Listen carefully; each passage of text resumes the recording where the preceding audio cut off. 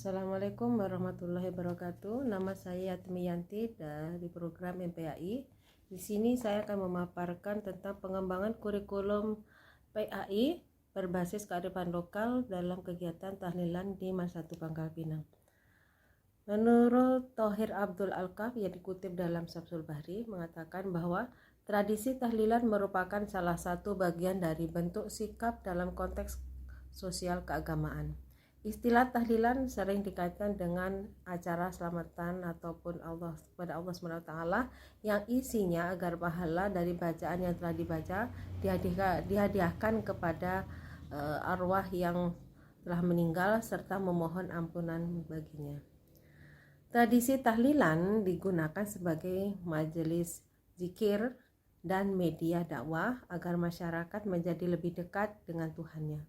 Di sisi lain, tradisi tahlilan dimaknai sebagai forum silaturahmi warga yang tadinya tidak mengenal, akhirnya mengenal, dan tadinya tidak akrab menjadi lebih akrab, dan kegotong royongan, solidaritas sosial, tolong-menolong, rasa simpati dan empati juga merupakan sisi lain dari adanya tradisi tahlilan. Dalam Undang-Undang Nomor 20 Tahun 2003, pengertian kurikulum adalah seperangkat rencana dan pengaturan mengenai tujuan, isi, dan bahan pembelajaran serta cara yang digunakan sebagai pedoman penyelenggaraan kegiatan pembelajaran untuk mencapai tujuan pendidikan nasional. Kemudian pada pasal 30 ayat 2 menyatakan bahwa pendidikan keagamaan berfungsi mempersiapkan peserta didik menjadi anggota masyarakat yang memahami dan mengamalkan nilai-nilai ajaran agama dan atau menjadi ahli ilmu agama.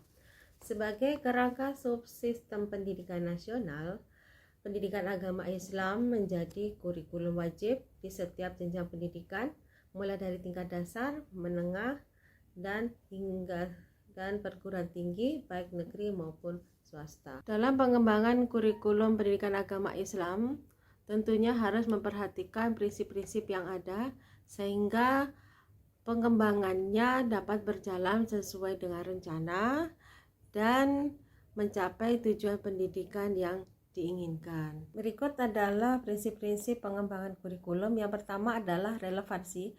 Relevansi di sini adalah kesesuaian dan keserasian pendidikan dengan tuntutan masyarakat. Dan relevansi ini ada dua macam, yaitu relevansi ke dalam dan di keluar. Yang dimaksud relevansi keluar adalah terkait dengan tujuan, isi kegiatan belajar harus relevan dengan tuntutan, kebutuhan, dan perkembangan masyarakat.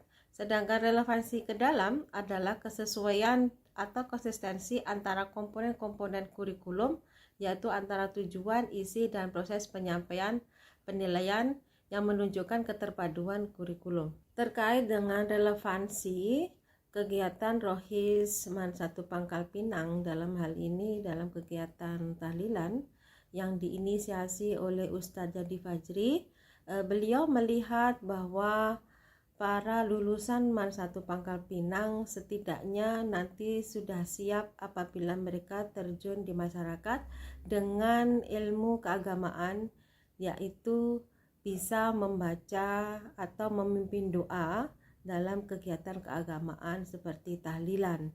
Inilah yang menjadi konsentrasi dari Ustadz Jadi Fajri dalam kegiatan tahlilan yang diselenggarakan di Mans 1 Pangkal Pinang. Dan selain itu, untuk kajian yang diberikan itu juga merupakan dari bagian-bagian dalam kurikulum pendidikan agama Islam itu sendiri. Jadi itu menginternalisasikan antara materi-materi yang ada di pendidikan agama Islam ke dalam kegiatan tahlilan. Setelah melalui observasi dan wawancara yang dilakukan di lapangan, yaitu Mans 1 Pangkal Pinang, maka di sini saya mengambil sampel untuk pengembangan kurikulum pendidikan agama Islam yang berbasis kearifan lokal, yaitu tentang kegiatan ekstrakurikuler Rohis yang diselenggarakan di Mans 1 Pangkal Pinang. Di sini saya melihat kegiatan ini selain menunjukkan kearifan lokalnya, juga materi-materi atau yang dikaji dalam kegiatan ini merupakan materi-materi yang menginternalisasi dari materi-materi pendidikan agama Islam yang ada di kurikulum PAI. Yang kedua adalah efektivitas. Efektivitas yang dimaksud di sini adalah berkenaan dengan sesuatu yang direncanakan atau diinginkan dapat dilaksanakan, dan keberhasilan pelaksanaan kurikulum baik secara kualitas maupun kuantitas.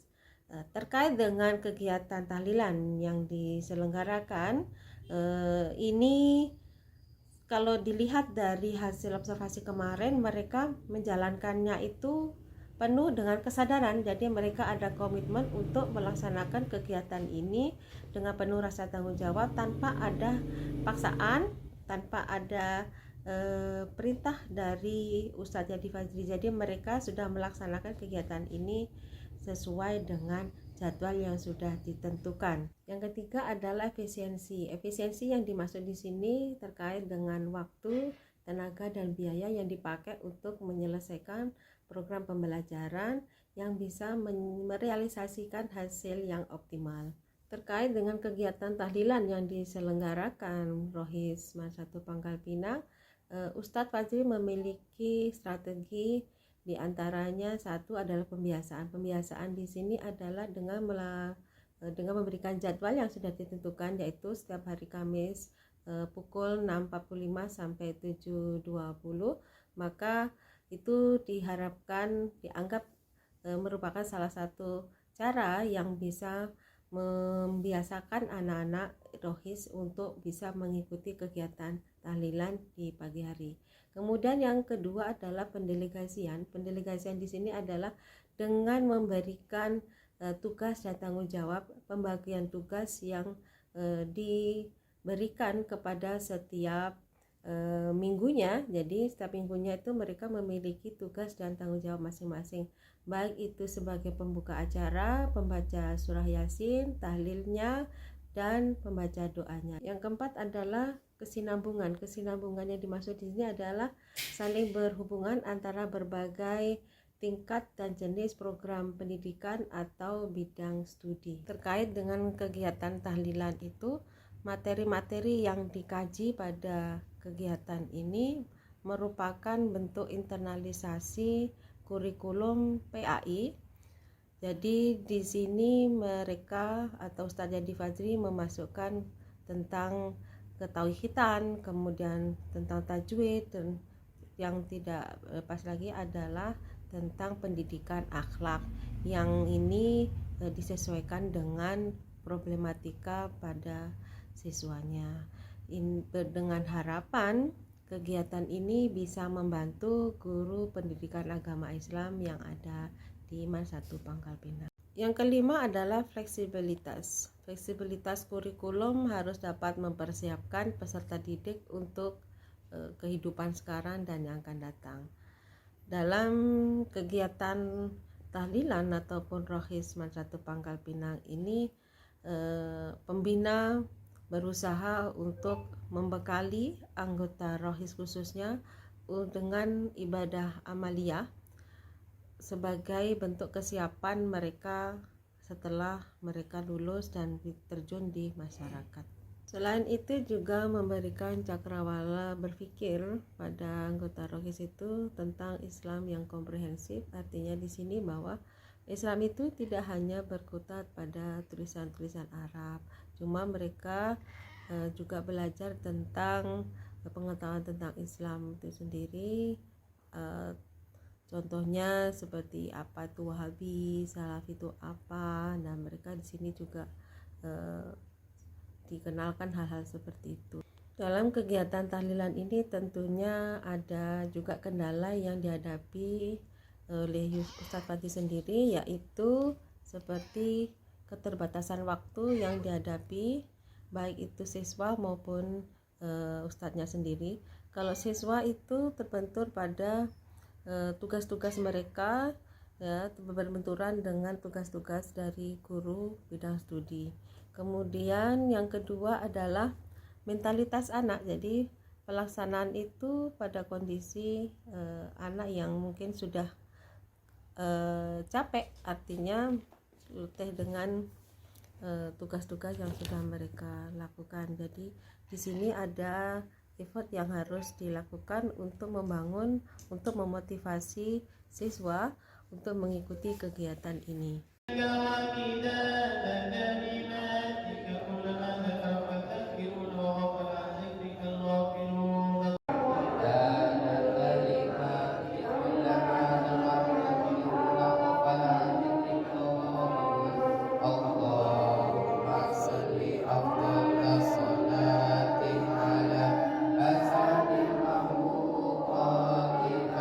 Latar belakang dari kegiatan tahlilan pada hari Kamis itu Pak Ustadz, tentang rohisnya itu Pak Ustadz. Yang melatar belakangi kegiatan tahlilan, yasinan, tahlil dan doa itu pertama membekali anak-anak rohis dengan amalan-amalan ibadah kemasyarakatan dengan harapan setelah mereka dewasa nanti mereka bisa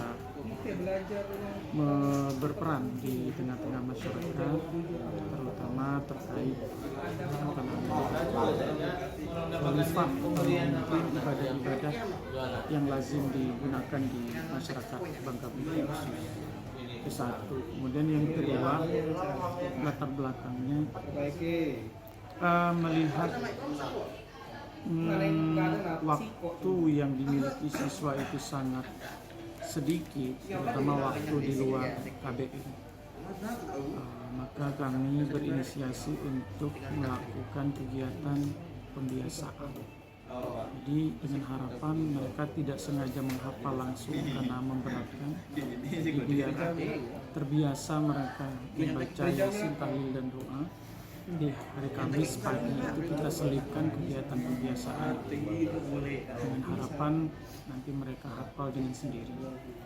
Itu faktor yang kedua.